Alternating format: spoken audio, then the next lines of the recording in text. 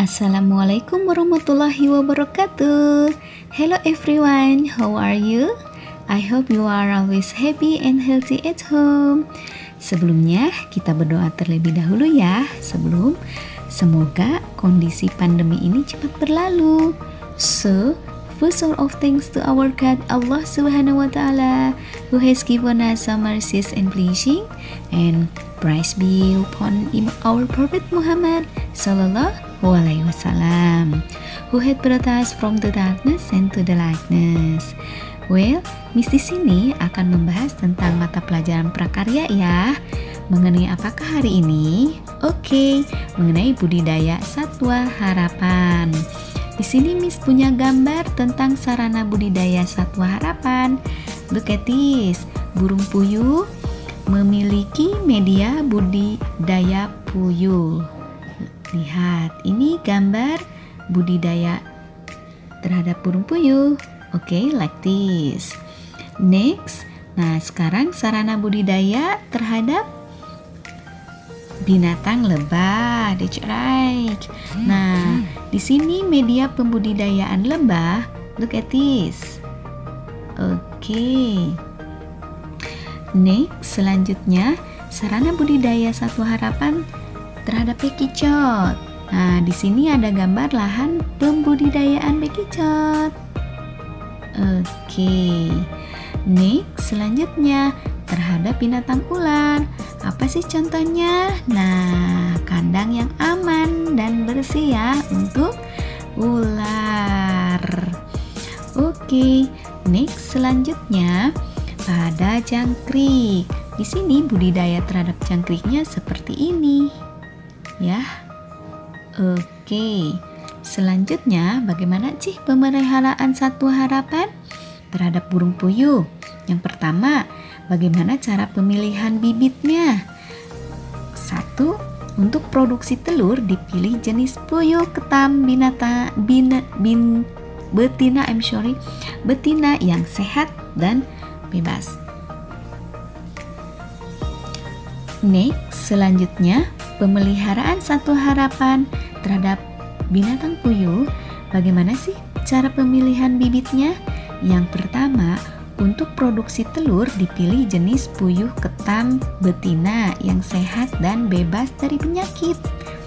Selanjutnya, untuk tujuan produksi daging dipilih bibit puyuh jantan dan betina apkriran. Selanjutnya, untuk pembibitan atau telur tetas dipilih bibit puyuh betina yang baik produksi telurnya dan puyuh jantan sehat yang siap membuahi puyuh betina agar hasil tetasannya telurnya yang baik. Selanjutnya, pemeliharaan terhadap burung puyuh. Jenis pakannya adalah, nah jangan lupa pakan itu sebuah makanan ya.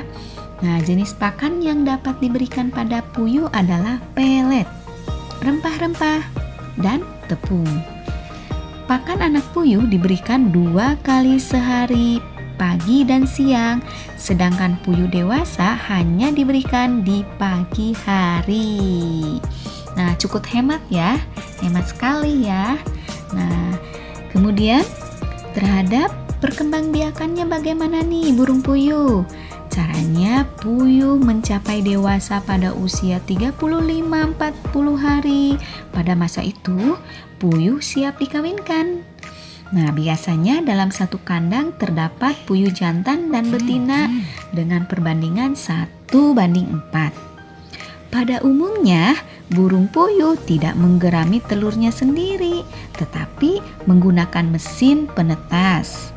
Penetasan berlangsung selama 16 hari sampai 18 hari dengan suhu 40 derajat Celcius. That's right. Selanjutnya, puyuh dilihat dari pengendalian hama dan penyakitnya. Yang pertama, tetelo. Cara pengendaliannya adalah puyuh yang mati segera dibakar atau dibuang, atau dapat juga dengan memisahkan puyuh yang sakit dan sehat. Nah, kemudian penyakitnya apalagi nih? Radang usus sama dengan penyakit tetelo. Nah, selanjutnya feses putih ya, sama dengan penyakit tetelo. Oke, selanjutnya pada lebah nih. Mempunyai ratu lebah yang secara fisik baik dan berusia antara 3 bulan atau 1 tahun. Nah, ini cara pembibitan pada lebah ya. Kemudian jumlah telur yang dihasilkan banyak dengan kualitas baik. Larva lebah yang dihasilkan lebih segar. Kemudian lebih agresif ya lebah itu. Kemudian hasil panen lebih banyak. Next, selanjutnya lebah. Nah, di sini lebah, tanaman sumber pakan lebahnya apa sih? Semua tanaman berbunga yang mengandung unsur nektar dapat dimanfaatkan sebagai sumber pakan lebah loh. Oleh karena itu, untuk mengembangkan budidaya lebah, peternak harus mengetahui jenisnya, seperti tanaman kapuk randu yang bahasa Latinnya Seibarantandra sebagai sumber nektar dalam dan polen yang utama. Nah, selanjutnya pemeliharaan satwa harapan terhadap lebah dilihat dari perkembangbiakannya. Ratu lebah kawin dalam satu musim, yakni selama hidupnya dengan beberapa lebah jantan pilihannya. Kemudian perkawinan terjadi di udara selama 2 atau 10 hari. Usai kawin, ratu dan lebah jantan jatuh bersama-sama di tanah. Lebah jantan segera mati dan ratu kembali ke sarang. Hal ini berlangsung berulang kali hingga ratu memperoleh spermatozoa yang cukup dalam kantong spermanya. Oke, selanjutnya terhadap lebah, hama dan penyakitnya apa sih? Nah, hamanya yaitu kutu parasit, semut, ngengat lilin, cecak, limpas, dan kecoa, tikus. Nah, penyakitnya apa? Disentri, penyakit ereman batu, penyakit ereman kantung. Oke. Nah, kalian bisa dilihat ya, bisa searching sendiri ya, apa itu disentri, apa itu penyakit ereman ya. Bisa search kalian di website dan di net-net yang lain. Oke. Next, selanjutnya. Nah, pemeliharaan satu harapan terhadap bekicot, bagaimana sih cara pemilihan bibitannya? Pertama, telah dewasa dengan tanda tumbuhnya bibir pada mulut kerabang. Kemudian mempunyai kerabang yang tumbuh sempurna atau tidak cacat atau tidak pecah ya. Nah, kemudian tinggi kerabang sekitar 7 cm, panjang 6 atau sampai 7 cm dan berat 70 gram ya. Ya, semacam apa itu cangkang maybe ya.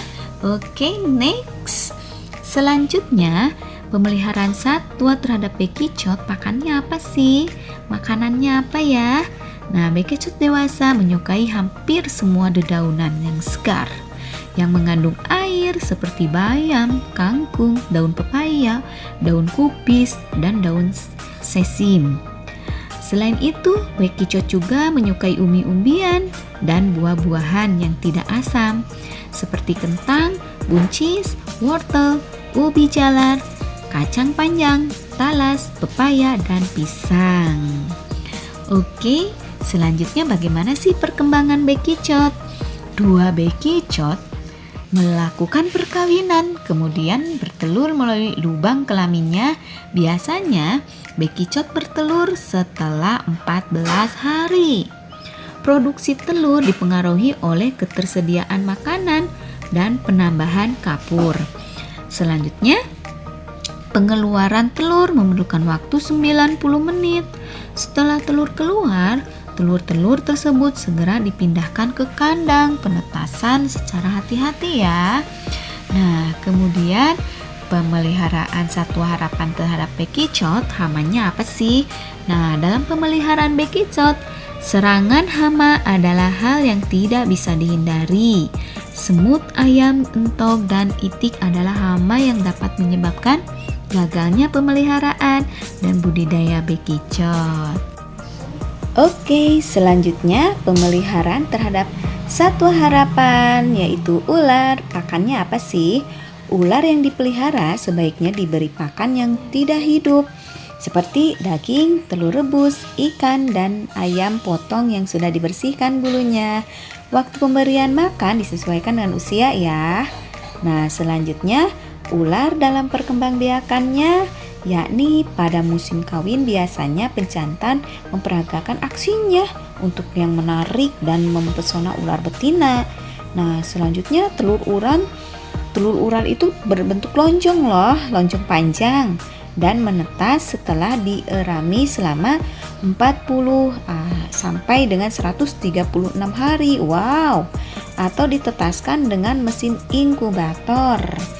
Oke, selanjutnya ular itu memiliki penyakitnya, yaitu dari segi hamanya yaitu burung hantu, burung elang, musang, landak, ini hama ya. Oke, selanjutnya penyakitnya apa sih? Konstipasi ya. Kalian bisa mencari apa arti konstipasinya ya. Lihat dari website di internet, di searching. Oke, kemudian batu dalam kloaka. Selanjutnya luka bakar. Oke, my students, how about the lesson today? Oke. Nah, hari ini bagaimana pembelajaran tentang pemeliharaan satwa harapan, budidaya satwa harapan. Nah, selanjutnya kalian bisa mengerjakan tugasnya ya di link form seperti biasa. Dan apabila ada indication pertanyaan, boleh chat Miss ya. Nah, kemudian kalian kirimkan, jangan lupa, untuk foto college-nya yang sedang belajar. Oke, thank you for watching.